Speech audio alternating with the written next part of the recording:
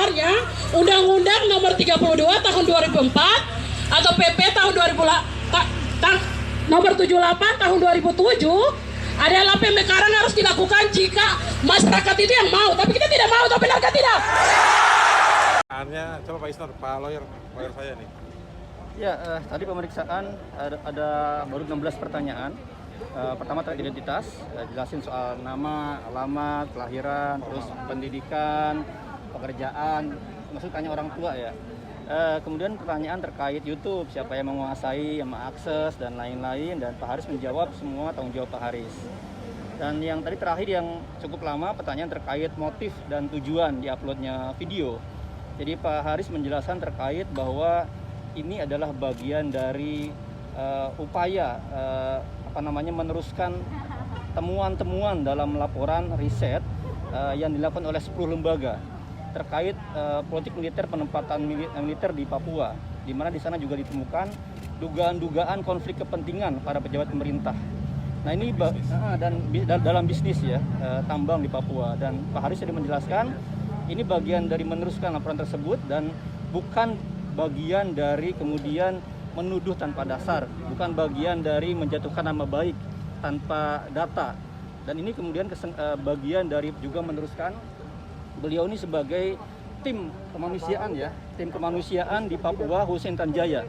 Jadi memang di Papua pada saat penelitian dilakukan sangat banyak pelanggaran HAM, sangat banyak kekerasan, sangat banyak kemudian pengungsian, dan inilah yang diangkat oleh laporan tersebut, bagian dari membuka mata publik, mengingatkan pemerintah bahwa ada masalah sangat besar di sana. Dan teman-teman NGO beserta Mas Haris sudah mengingatkan berulang kali ke pemerintah, tapi tidak digubris. Nah, YouTube ini di bagian dari upaya-upaya partisipasi publik untuk mengingatkan pemerintah. Seharusnya pemerintah menyelesaikan dugaan-dugaan kekerasan ini dan menghentikan praktik skandal dalam konflik kepentingan bisnis dan pejabat pemerintahan di Papua. Itu baru sampai situ ya Pak Haris ya. Ya, makasih kawan-kawan sekalian. Saya kira ini adalah berita buruk ya bagi teman-teman di Papua, karena menjadikan tersangka Haris Azhar dan Fathia itu adalah proses bagaimana sumber daya alam di Papua akan semakin diarahkan kepada pejabat-pejabat dengan ketertutupan dan sangat berelasi dengan kekerasan militer di sana. Jadi ini adalah kabar buruk bagi Papua dan pengelolaan sumber daya alam di sana.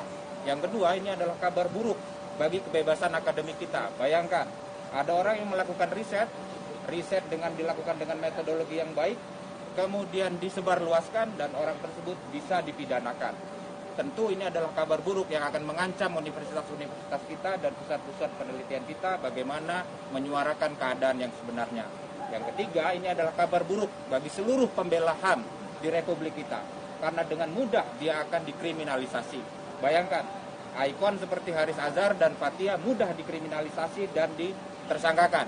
Bagaimana dengan kawan-kawan kita yang di lapangan yang berhadapan langsung dengan kekerasan, dengan perampasan sumber daya alam, perampasan tanah, dan perampasan sumber daya agraria lainnya.